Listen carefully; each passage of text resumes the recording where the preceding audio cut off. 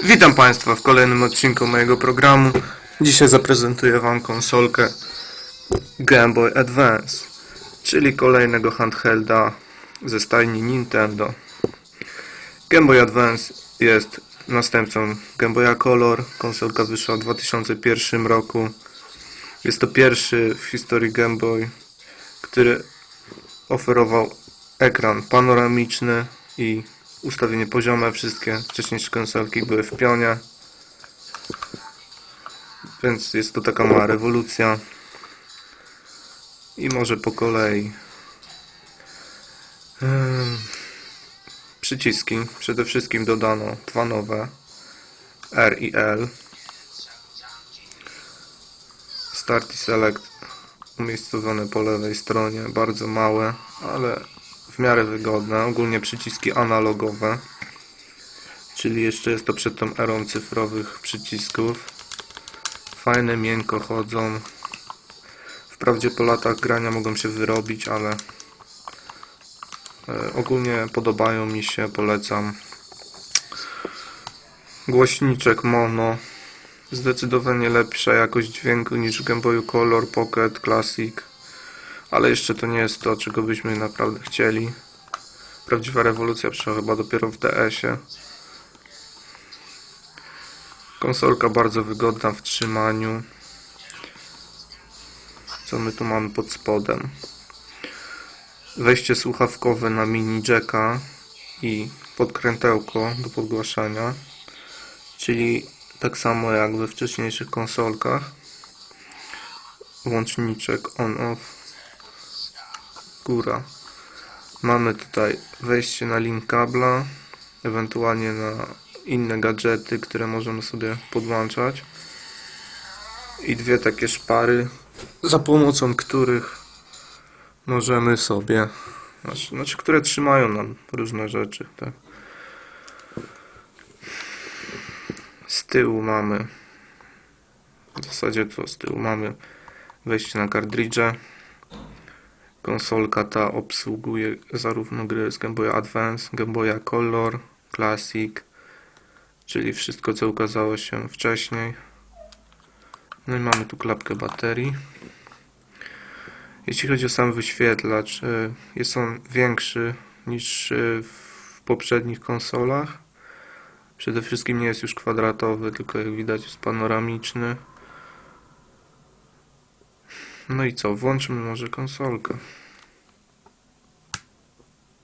Nic się nie dzieje. Co jest grane?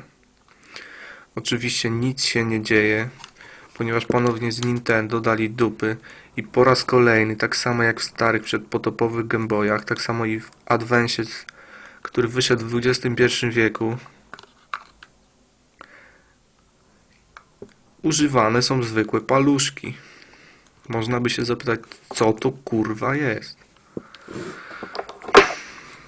Jak widać, panowie z Nintendo mieli wyjebane na to, że na świecie jest już od wielu lat pełno komórek, które są na normalne baterie, baterie litowe, ładowane. Szkoda gadać. Zatem załadujmy tutaj bateryjki. Zanim zamknę, wspomnę jeszcze o klapce.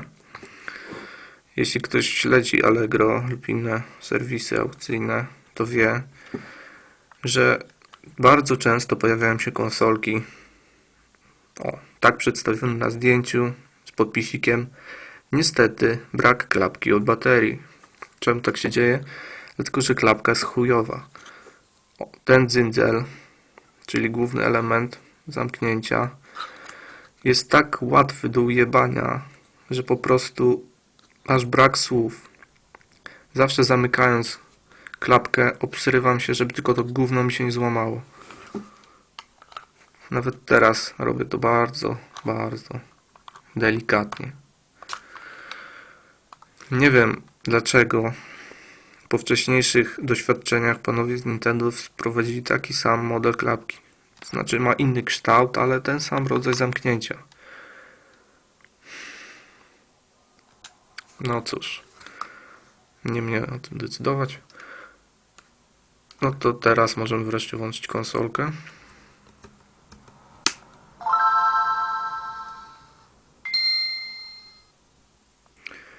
Jak widzicie, może pokażę to jeszcze raz.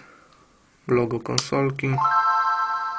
Ładny kolorowy napis, błysk. I wszystko.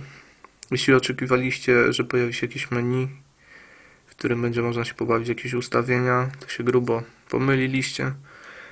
Ta zabawka służy tylko do grania, ewentualnie oglądania filmików specjalnie wydanych na kartridżach. Zatem nie ma tu żadnego menu. Zawsze, kiedy w slocie nie będzie gry, zawsze wtedy będzie się po prostu pojawiał napis i będzie tak aż do padnięcia baterii. Tutaj diodka, jest zielony kolor, sygnalizuje, że baterie mają jeszcze sporo mocy. Gdyby była czerwona, to by znaczyło, że już zdychają. To może teraz parę słówek o tym, jak wyglądają gry. Więc gry są wydawane w takich pudełeczkach. Tutaj mam przykład właśnie Final Fantasy Tactics Advance. Pudełeczko tekturowe. Jest to wydanie europejskie. W Stanach bodajże są tego samego typu pudełka, natomiast pudełka gier japońskich, wydań japońskich są prostokątne i moim zdaniem estetyczniejsze, ładniejsze w ogóle. Co mi się nie podoba w pudełkach? Bok. Drugi bok. Góra. Dół. Jakbym tego nie wsunął na półce, to ja nie wiem, co to za gra. Dlaczego panowie z Nintendo na którymś boku nie dali tytułu gry? Nie rozumiem. Przody są bardzo ładne. No, z tyłu w standardzie mamy jakieś screeny z gry. Natomiast no, tektura jak to tektura, gnie się na wszystkie strony, niszczy, wystarczy trochę wilgoci i gówno z tego. Pudełeczka gry jak to gry oferują. Posiadają w środku instrukcja, w tym wypadku gruba, no i standard w każdej grze. Książeczka informująca o różnych tam pierdołach, żeby tam, nie wiem. No i w pudełkach jest jeszcze o takie gówno, w zasadzie, w którym jest gra. Że ta gra jeszcze powinna być w takim plastiku, ale ja go tam zapodziałem gdzieś. No i gry, malutkie, fajniutkie kartridże, dokładnie tego samego rozmiaru jak Supercard, który prezentowałem w poprzednim odcinku mojego programu. Tutaj jak widać gierka jest oryginalna, ponieważ posiada oryginalne słoneczko Nintendo Seal of Quality. Tutaj tego raczej nie widać, ale posiada wybity numer seryjny oraz tutaj na szynce, też tego nie będzie widać, tam w środku jest wybity napis Nintendo. I to tak się prezentuje. Gierki wchodzą do konsolki w miarę dobrze, oczywiście po iluś tam razach obudowa kartridża będzie już troszkę porysowana. Raczej nie da się tego uniknąć. Gierka się prezentuje fajnie, nie wystaje, jest idealnie dopasowana. Co innego w przypadku gier na Game Boya Color, które no, są większe i wystają. Ale poza tym no może później powiem o tym jeszcze troszkę. Zatem włączamy grę. I jak widać, a raczej jak nie widać, spójrzmy tak, co widać? Słychać dużo, a widać gówno widać. Dlaczego? Dlaczego, że ta jebana konsola nie ma podświetlenia ekranu. Panowie z Nintendo po raz kolejny pokazali, jak bardzo mają wyjebane na graczy. I w 2001 roku stworzyli konsolę, która nie ma podświetlenia ekranu. Jak dla mnie jest to kpina. Osobiście uważam, że ten Advance jest najładniejszym ze wszystkich Game Boyów, ale przez ten jebany mankament w postaci braku podświetlenia ta konsolka zajebiście dużo traci. Zobaczmy. Coś tam widać, ale tak naprawdę gówno. Żeby grać komfortowo, trzeba naprawdę dobrego światła. Poza tym ekran ma to do siebie, że zajebiście odbija refleksy świetlne i czasami grając walimy sobie światłem po oczach. W tym filmie naprawdę byłoby trudno przedstawić jakiś gameplay, ponieważ no, tak jak nie widać, właśnie gówno widać. Jest to zdecydowanie największy mankament tej konsoli i strasznie zaniża ocenę tego sprzętu, jakże fajnego sprzętu. Gdyby to gówno miało ekran z podświetleniem i bateryjkę litową, byłby to naprawdę świetny sprzęt. Nie jestem dzisiaj przygotowany na przedstawienie Wam kilku gier, ponieważ to nie ma sensu, ponieważ jest teraz chujowe oświetlenie i nic nie będzie widać.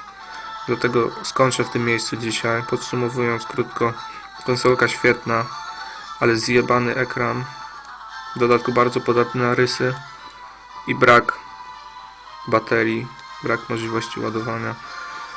Strasznie obniża ocenę. W następnym odcinku poznęcam się jeszcze nad Advance'em. Spróbuję Wam zaprezentować kilka gierek, o ile uda mi się dobrać oświetlenie. Przedstawię Wam też, jak gra się w gierki z Game Boya Color na Advance'ie, jakie są różnice w porównaniu z graniem na dedykowanych konsolkach. Dzisiaj to już będzie wszystko. Dzięki za oglądanie i do usłyszenia.